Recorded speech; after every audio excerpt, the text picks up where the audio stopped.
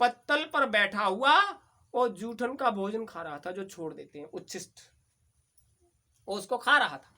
उसने कहा महाराज हमने सोचा थोड़ा खाएंगे तब कुछ फर्क पड़ेगा, फिर थोड़ा और खाएंगे, यानी पेट भर गया खाते खाते, लेकिन हम पर कोई फर्क ही नहीं पड़ा। उनकी दृष्टि गई, अरे ये तो नेवला बोल रहा है। भगवान श्री कृष्ण ने कहा हाँ सुनो तो उसकी क्या बात है। भगवान श्री कृष्ण ने कहा कैसी बात करते हो, इन बेचारे ने इतना उद्यम किया, धर्म का काम किया। बोले 1% भी नहीं हुआ धर्म का काम। अगर जरा सा भी धर्म का काम हुआ होता तो उसका प्रभाव हम पर पड़ गया होता। देखो उस गरीब निर्धन ब्राह्मण ने धर्म का काम किया, हमारा आधा शरीर सोने का है, और तुम राजा होकर तुमने धर्म का काम किया, आधा शरीर हम सोच रहे थे तुमने धर्म का काम किया होगा तो भोजन करके हमारा पूरा शरीर सोने का हो जाएगा, हम पर तो कोई फर्क नहीं पड़ा। कैसा धर्म तुम्हारा, कैसा धर्म। नेवले की बात सुनकर अर्जुन उठकर खड़े हो गए। तुमको पता है ये धर्म के अवतार, और तुम उन पर उंगली उठाते हो, तुमको पता है किससे बात कर रहे हो। उसने कहा महाराज हमें इससे कोई लेना देना नहीं, हमको ये पता है कि तुमने जो कुछ किया है उसमें धर्म का कहीं भी समावेश नहीं है, तुमने जो कुछ कर दिया वो कुछ भी नहीं है। सारे भाई उठकर खड़े हो गए। ये राज परिवार है और राजसभा लगी हुई है, इसमें तुम्हें इस तरह का वक्तव्य धर्मराज युधिष्ठिर के सामने देने का कोई अधिकार नहीं है। बोले भैया अधिकार की बात कहाँ है, हम आप बीती सुना रहे हैं। अगर जरा सा भी धर्म का अनुसरण हो गया होता तो हमारा आधा शरीर सोने का उस ब्राह्मण का जूठन खाकर हो गया, ये पूरा शरीर सोने का हो जाता, धर्म कुछ नहीं हुआ। भगवान श्री कृष्ण ने कहा ठहरो भाई तुम लोग गुस्सा क्यों करते हो, बेचारा जीव है वो, उसकी सुनो समझो, बताओ भाई क्या बात है, वो पूरी बात बताओ। तो उसने क्या कहा, उसने कहा देखो एक ब्राह्मण परिवार में हम गए, बहुत निर्धन गरीब परिवार था, सूखा पड़ गया, अकाल 12 साल तक कहीं जब अन्न का व्यवस्था नहीं हुआ तो ब्राह्मण बेचारे तो भिक्षा मांगकर भोजन करते थे, तो जब गृहस्थी वालों के पास ही नहीं था तो उनको कहां से देते। 3 दिन हो गए थे घर में एक अन्न का दाना नहीं था, भूखे प्यासे बेचारे भटक कर जाते, कहीं भिक्षा नहीं मिलती। तो उस वृद्ध ब्राह्मण ने विचार किया ऐसे तो हम भूखों मर जाएंगे, कभी कभार तो कुछ मिल जाए। ये विचार करके वो घर से निकला, जंगल में जाकर किसी तरह से उसने थोड़े से अन्न के दानों को एकत्र किया। बहुत परिश्रम के बाद उन दानों को एकत्र करके तीसरे दिन आज घर में वो दाने किसी पात्र में भरकर लाया और उसने कहा इनको ही बनाकर और कुछ पेट में डाल लीजिए ताकि जीवन बना रहे। वही हुआ, और गृहिणी ने बहुत जल्दी से उसको बनाया पकाया और सबको बिठाकर और पत्तलों पर वो अपने अपने हिस्से के हिसाब से रख दिए, कुछ खाकर पानी पी लोगे तो जीवन बना रहेगा। और जैसे ही ब्राह्मण देवता वो मुखिया घर का जैसे ही ग्रास तोड़कर मुंह की तरफ ले जा रहा था, तब तक किसी ने दरवाजे पर आवाज लगाई, भैया हम 6 दिन से भूखे हैं, कुछ हो तो खाना खिला दो। ब्राह्मण देवता ने मुंह की तरफ जाने वाला निवाला पत्तल पर रख दिया। बाहर निकल कर आए, एक बहुत ही दुर्बल व्यक्ति खड़ा हुआ था, हाथ जोड़कर कहा 6 दिन से भोजन नहीं मिला। उन्होंने कहा हमको तो 3 ही दिन से नहीं मिला, लेकिन तुम 6 दिन के भूखे हो, आ जाओ आ जाओ आ जाओ। अपना पत्तल उठाया, उस ब्राह्मण के सामने रखकर कहा आप पा लीजिए। उन ब्राह्मण देवता ने उसको पाया, पाने के बाद बोले ये भी नहीं लगा कि कुछ अंदर गया, तृप्ति नहीं हुई। ब्राह्मणी पास में बैठी हुई थी, उसने कहा कोई बात नहीं, अभी हमारे पास है, कोई नहीं भोजन कर रहा है, 3 दिन हो गए हैं, आज तीसरा दिन है, अन्न का दाना घर में नहीं था। उठाकर उस ब्राह्मणी ने अपना पत्तल उन्हें दे दिया, आप इसको पा लीजिए। पत्तल का भोजन करने के बाद बोले ऐसा लगा कि जैसे अब कुछ पेट में गया है, लेकिन भरा नहीं। ब्राह्मण ने कहा गृहस्थी का धर्म है कि जो आ जाए अतिथि उसका पहले पोषण होना चाहिए। पास में खड़ा हुआ था बेटा, उसने कहा कोई बात नहीं, आप हमारा भोजन ले लीजिए। उस बेटे ने अपना भोजन, तीसरी पत्तल का भी भोजन कर लिया। बोले भोजन तो बहुत बढ़िया लगा, लेकिन तृप्त नहीं। बेटे की बहू ने अपना भोजन, वो पत्तल भी उनके सामने रख दी। भोजन करने के बाद बोले अब हमको तृप्ति हुई। ब्राह्मण देवता ने उस अतिथि को जलपान कराया, जल पिलाया, हाथ मुंह धुलवाया और उनसे कहा आप तृप्त हो गए तो समझ लीजिए हम सब तृप्त हो गए। आपने आकर बहुत एहसान कर दिया। किसी भूखे का पेट भरने का जितना लाभ होता है वो भूखे की क्षुधा तृप्त होने पर उसको अनुभव करता है। सामने देखा स्वयं धर्मराज खड़े थे। उन्होंने कहा ब्राह्मण देवता आज आप कसौटी पर खरे उतरे।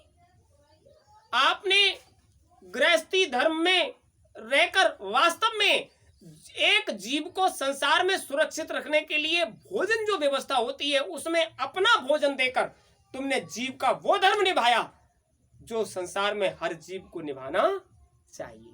तो महाराज वो हम बातें सुन रहे थे, सो वो जो झूठी पत्तलें रखी हुई थी उन पर एक दो दाना जो पड़ा रह गया था हमने उसको चुनना शुरू कर दिया और जैसे ही वो अन्न का ग्रास हमारे अंदर गया हमारा आधा शरीर सोने का हो गया। महाराज ये सोचकर हम आए थे आपके पास अब आधा शरीर सोने का आधा हाड़ मांस का है तो हम ये सोच कर आए कि पूरा शरीर सोने का हो जाएगा इसलिए तुम्हारे पास चले आए, लेकिन यहां तो कुछ भी नहीं हुआ। तो आपसे तो अच्छा उस ब्राह्मण देवता ने पुण्य अर्जन कर लिया, आपने तो कुछ भी नहीं कर पाया। भगवान श्री कृष्ण ने सबकी तरफ देखा, बोले इसमें कोई नकलियत तो है नहीं, आधा सोने का दिखाई दे रहा है, आधा सोने का है आधा हाड़ मांस का है, तो इसमें तो इसकी ज्यादा गलती है नहीं। उसने अगर कह दिया तो इसमें क्या बात है।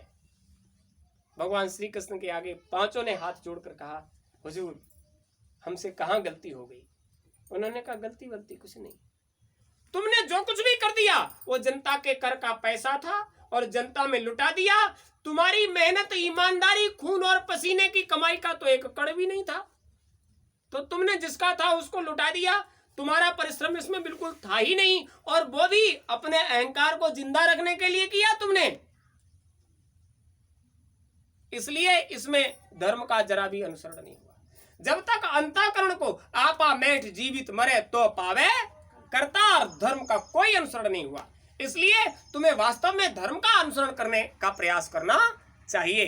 तुम्हें वो बात जाननी चाहिए जिस बात से धर्म का अनुसरण हो सके। आप समझ लीजिए, बोले हमने तो तुमको बहुत समझाया कि धर्म पराविद्या का ज्ञान भक्ति के रस में डुबोकर अंतःकरण में सान लेना धर्म है। पराविद्या का ज्ञान भक्ति के रस में डुबोकर अंतःकरण को सान लेना और उस सने हुए से, उस अंतःकरण की उस ऊर्जा से जीवात्मा के साथ लगकर निज घर पहुंचना हर मनुष्य शरीरधारी का धर्म है। संसार में कोई मना नहीं करता। क्या कहते हैं, एक है धर्म एक व्रत नेमा, काय वचन मन पति पद प्रेमा। एक ही धर्म है, एक ही व्रत है, एक ही नियम है। देखिए दूसरा तो नहीं बताया। एक है धर्म एक व्रत नेमा, एक ही व्रत है एक ही नियम है। काय शरीर के द्वारा, वचन वाणी के द्वारा, मन अंतःकरण के द्वारा, पति पद प्रेमा उस मालिक के प्रति अगाध प्रेम। ये है संसार में क्या कहते हैं, स्त्री का धर्म है शरीर से, वाणी से और मन से ये हाड़ मांस के पुतले वाले पति की सेवा कर दो, ये स्त्री का धर्म है। शास्त्र क्या कहता है, पति राखी प्रहलाद की बहे भरोसो मोए। प्रहलाद क्या स्त्री था? प्रहलाद स्त्री था जिसका कोई पति हो? पति का मतलब क्या है? टेक। तुम्हारी टेक क्या है? टेक का मतलब क्या है? धर्म। जीवात्मा की टेक क्या है? जब अंतःकरण को चेताया और उसने कहा अब प्रभु कृपा करो यही भांति सब तज भजन करो दिन राती। क्या थी ये टेक थी, ये पति थी, ये संकल्प था और उसको तुमने भुला दिया, संकल्प को तुमने तोड़ दिया, वादे को तुमने खंडित कर दिया, तो धर्म का अनुभव तो खत्म हो गया। और जब धर्म का अनुभव खत्म हो गया तो सभी अधर्मी हो गए।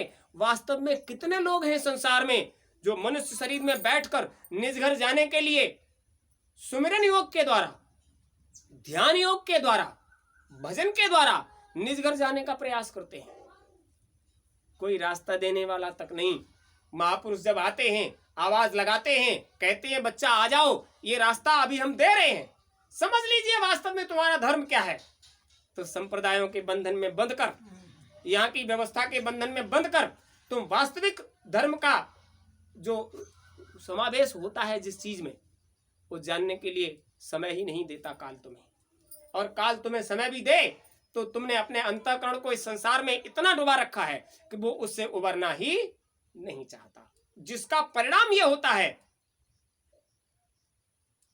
कि 1,84 खत्म हुए ना, कल्प बीत युग 4 गए, नाक में दम आ गई, करें क्या, मरते मरते आर गए, कभी पार गए, कभी डूब बीच मझधार गए, नाक में दम आ गई, करें क्या, मरते मरते। यहां आकर वास्तव में करना क्या था कि हम धर्म का अनुसरण नहीं कर पाए। क्या करना था, क्या कर बैठे। आशा, तृष्णा और ईर्ष्या करनी चाहिए थी बस में, इन्हें बस में करना चाहिए था।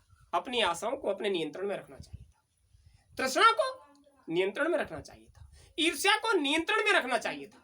अगर हमारे बस में ये तीनों चीजें हो जाती तो श्रद्धा, विश्वास और प्रेम अपने आप छलछलाने लगता। प्रेम क्यों नहीं छलका? क्योंकि आशा पूरी नहीं हुई तो प्रेम खत्म हो गया, तृष्णा पूर्ति नहीं हुई तो श्रद्धा खत्म हो गई, ईर्ष्या जिससे करने लगे उसका विनाश नहीं कर पाए तो भक्ति खत्म हो गई। अरे क्या करें, उनके पास जब से पहुंचे तब से ये लाभ नहीं मिला हमको। अरे इन तीनों चीजों को नीचे दबाकर श्रद्धा, विश्वास और प्रेम को जब उबारते तो भक्ति जाग जाती। तो जिस चीज को वास्तव में जागना चाहिए वो सो रहा है, और जिसको सोना चाहिए वो जाग रहा है। तुम जगाए हो तब जाग रहा है। तुम काम को जगाए हो अपने अंदर, तुम क्रोध को जगाए हो अपने अंदर, तुम लोभ को जगाए हो अपने अंदर, तुम मोह को जगाए हो अपने अंदर, तुम अहंकार को जगाए हो अपने अंदर। जब तुम इन सबको जगाए हुए हो तो श्रद्धा, विश्वास, प्रेम बेचारा क्या करे, क्योंकि वो तो शील, क्षमा, संतोष और विवेक के साथ जुड़ा हुआ है। वो सब सो रहे हैं तो श्रद्धा भी सो गई, विश्वास भी, प्रेम भी, सब सो गए, भक्ति बेचारी सो गई। आपके पुराणों में वृतांत दिया हुआ है। सतयुग में धर्म का पहला चरण खत्म हो गया था। पहला चरण कैसे खत्म हो गया था? धर्म का, कर्म का विधान हुआ और जो जीवात्मा चली गई रह गई, वो कर्म के विधान में फंस गई। पहला चरण खत्म हो गया, फंसते ही पहला चरण खत्म हो गया धर्म का। जब अगला युग आया त्रेता, तो उसमें जो वास्तविक क्रियाकलाप कर रहे थे वो भी चले गए, बिल्कुल संसारी हो गए, तो दूसरा भी चला गया। फिर आया द्वापर। द्वापर आते ही कर्म का विधान इतना मजबूत कर दिया गया कि तीसरा चरण भी चला गया। और जब कलयुग आया तो जो चौथा रह गया था वो भी घायल हो गया। अब बताइए, जब 3 खत्म और चौथा घायल, किसके सहारे चलेगा जी? भक्ति जब बिल्कुल इतना निरीह हो जाएगी।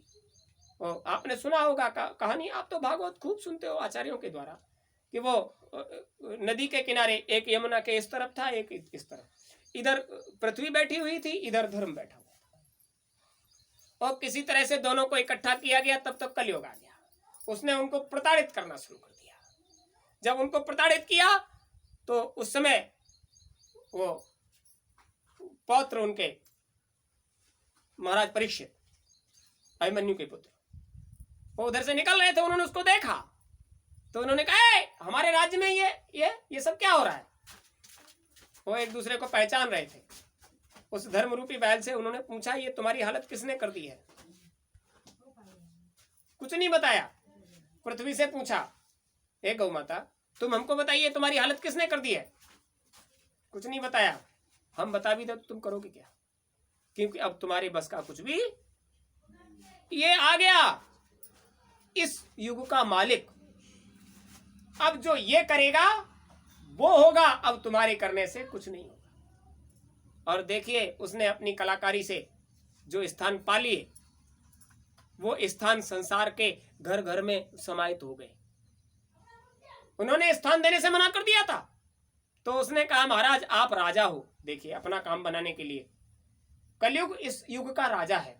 उसने महाराज परीक्षित से कहा तुम राजा हो, हम तुम्हारी रैयत प्रजा, हमको रहने के लिए कुछ स्थान दे दीजिए। जहां जहां मांगा पा लिया, लेकिन उसने कहा महाराज कोई अच्छी जगह दे दो, ये सब खराब जगह है। तो उन्होंने स्वर्ण में स्थान दे दिया। वो तुरंत राजा के मस्तक पर सवार मुकुट में हो गया और उसने वहीं से अपना प्रभाव शुरू कर दिया। तो आज कलयुग सबसे पहले कहां बैठा? राजा के मस्तक पर। तो संसार के जितने राजा हैं, कलयुग कहां बैठा है? उनके मस्तक पर। और मस्तक पर बैठते ही उसने क्या कर दिया? बुद्धि को, चित्त को, मन को, अहंकार को सत्यानाश कर दिया। धर्म का वास्तविक अनुभव खत्म हो गया। और देखिए इस समय संसार में क्या पड़ा है? त्राहि त्राहि।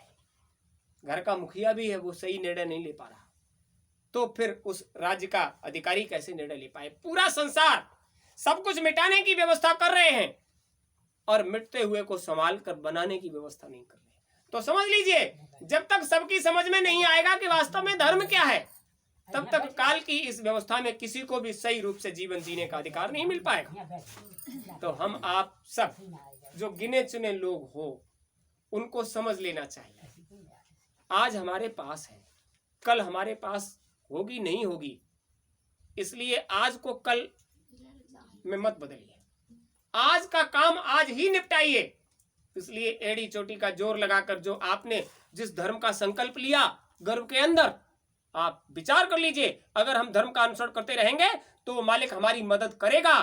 और हमने धर्म को छोड़ दिया, जीवात्मा के द्वारा अंतःकरण के प्रयास से अपने घर जाने के प्रयास को छोड़ा, हमने सुमिरन करना बंद किया, हमने ध्यान करना बंद किया, हमने भजन करना बंद किया, तो संसार की जितनी समस्याएं हैं, संयमनी नगरी में ये जो वायरस बीमारी चल रही है, बीमारियों का एक पूरा क्षेत्र है, पूरा लोक बीमारियों का है। वहां से जब देखा जाता है कि संसार के लोग इस तरह का व्यवहार करते हैं, तो वहां से एक बीमारी को नीचे उतार दिया जाता है और एक ही बीमारी अदृश्य रूप से आपके बीच में आ गई है, त्राही त्राही पड़ी हुई है। तो वहां तो बीमारियों का भंडार, अपार भंडार बीमारियों का, और युग में उतरे हुए जो धर्म का अनुसरण नहीं करते उनके सानिध्य में उतार दिया जाता है उनको। तो आप समझ लीजिए।